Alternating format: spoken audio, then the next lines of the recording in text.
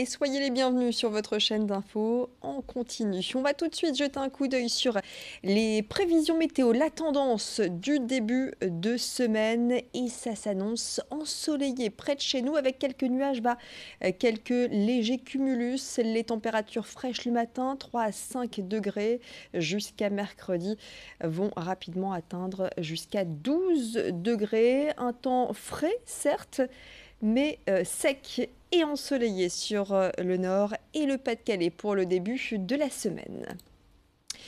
Non à la ZAD, c'est ce qu'indiquent des panneaux qui fleurissent en ce moment à Bézieux. Vendredi dernier, ce sont 80 tracteurs qui se sont réunis devant la mairie pour manifester contre un projet d'envergure.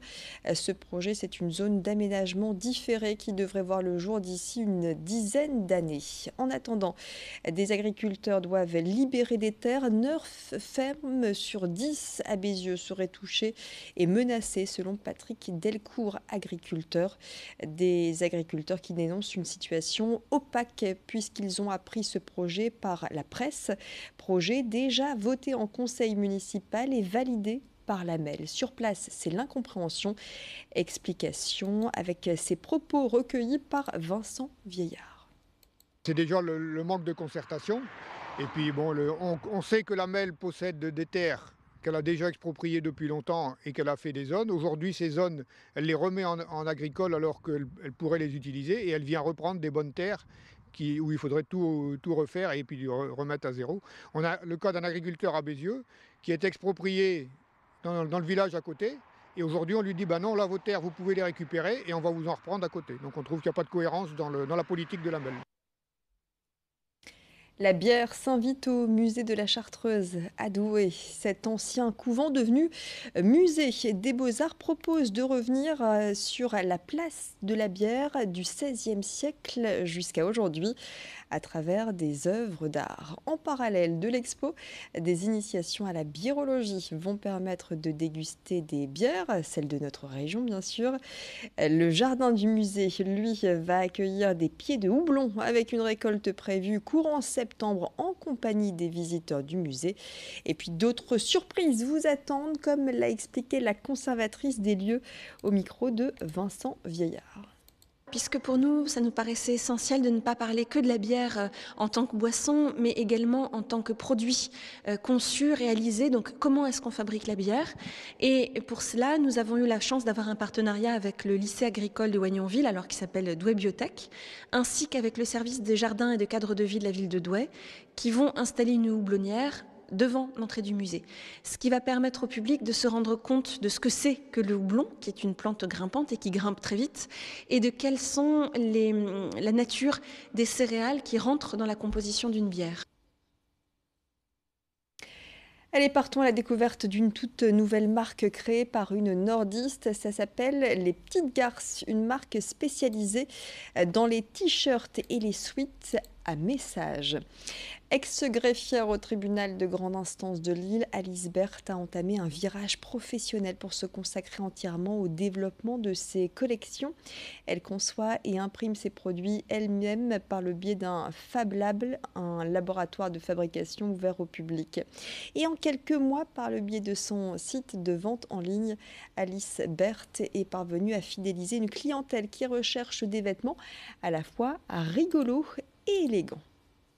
Je pense que les consommateurs, consommatrices surtout, attendent autre chose, quelque chose qui peut être porté au quotidien et qui ne reste pas au fond d'un placard parce qu'on a trop honte de le porter au quotidien. Donc mon point de départ, c'était ça, créer des t-shirts et sweats à message, pas vulgaires, rigolos pour autant, mais qui peuvent être portés au quotidien. Il y a pas mal de choses qui se passent dans ma tête déjà, donc c'est déjà une grande chose. Et après, ça peut venir de la culture populaire, donc les séries, les chansons, et j'ai même des proverbes africains comme là, donc ça peut vraiment venir de partout.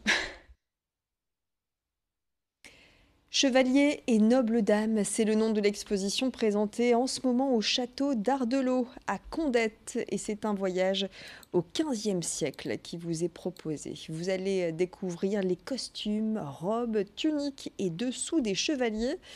et des habitants de l'époque. Des vêtements que les enfants d'ailleurs peuvent essayer pour se plonger au temps des chevaliers.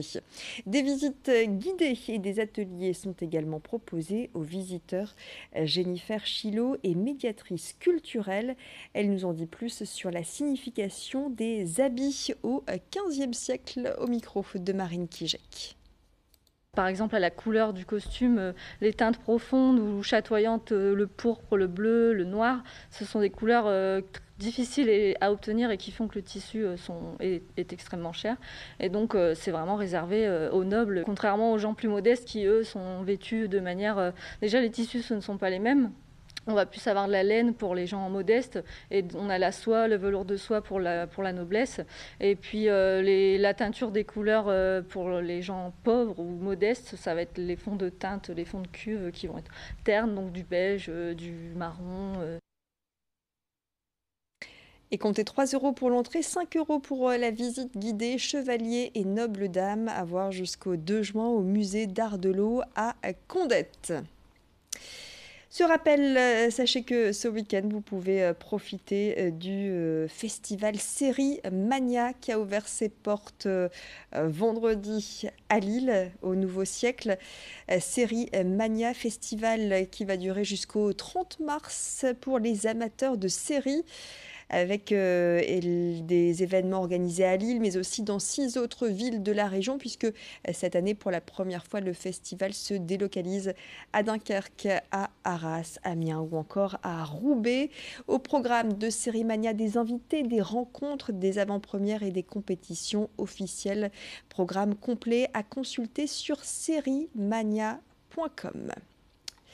Et puis, ce week-end, sachez que la ville de Bondues organise son traditionnel salon du livre à la salle Poher, un rendez-vous devenu, depuis sa création il y a 21 ans, le plus grand salon du genre au nord de Paris. 210 auteurs sont attendus, 12 à 15 000 visiteurs sur 2 jours, avec quelques-uns des invités, Yann Kefelec, Jean-Louis Fournier, Fabien Lecoeuvre, mais aussi des journalistes comme Michel Cotta, Robert Namias, Christophe Ondelat, et enfin Cali ou encore Gilbert Montagnier. Un salon gratuit avec un focus cette année sur l'illettrisme. Voilà, ne ratez pas le salon du livre à Bondues. C'est la fin de cette édition. Je vous souhaite un excellent week-end et restez avec nous, l'info continue.